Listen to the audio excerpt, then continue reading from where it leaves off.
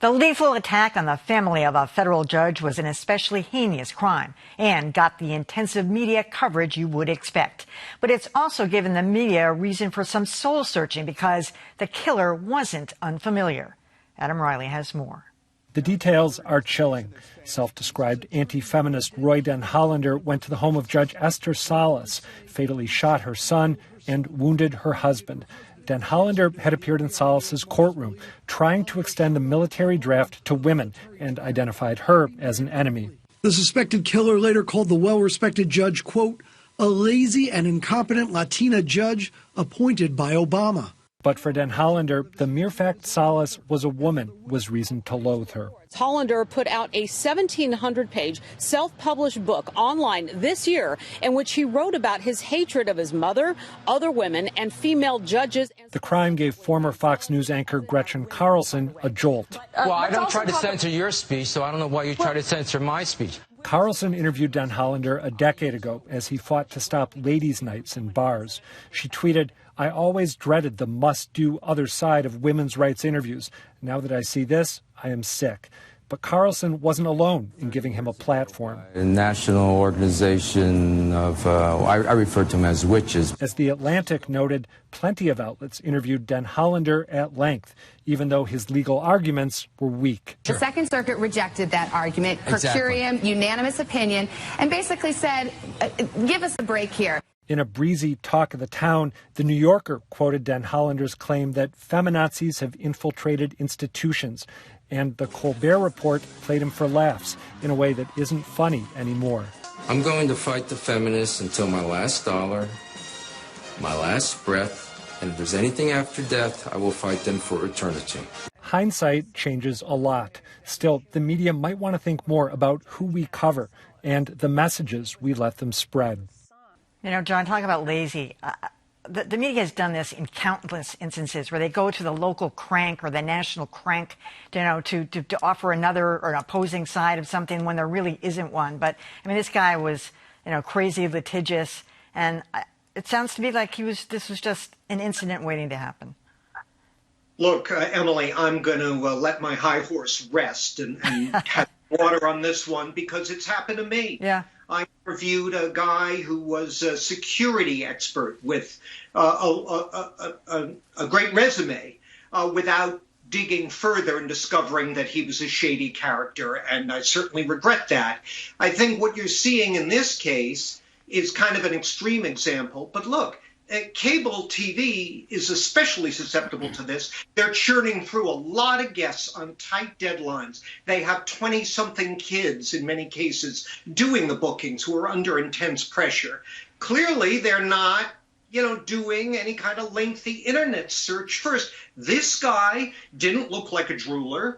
What he was saying was vile, but he had a nice jacket and tie on, and he was contentious and stirred the pot. That checks off a lot of boxes for Fox and other cable nets. This is not exclusively a province of the right wing, although Comet Pizza and other cases suggest there's a lot of kooks out there. Think of the guy who shot up the congressional baseball game. But it's an occupational hazard. But it means journalists really do have to be extra careful, and their bosses have to give these overworked bookers the time to be careful. Yeah, I want to underscore John's point about the cranky and the quirky people that folks go to present the other side. I mean, we've had many conversations on this show and other places about the push to make sure we have the other side. First of all, I think we need to get to the fact that there may be other sides, more than two. And so maybe that would open up our eyes so we wouldn't be so focused on, oh, well, here's somebody that's saying the exact opposite of this person. I'm done here. And then I look at other people like Diamond and Silk representing what, on Fox News. So I am distressed that I know there are bookers who are under stress trying to do something at the last minute. But overall, when we look at the string of news outlets that interviewed this guy, they weren't all low ball. They were the top traditional ones. So we need to examine ourselves and really push back about searching for somebody who appears to just have enough crank to be kind of funny.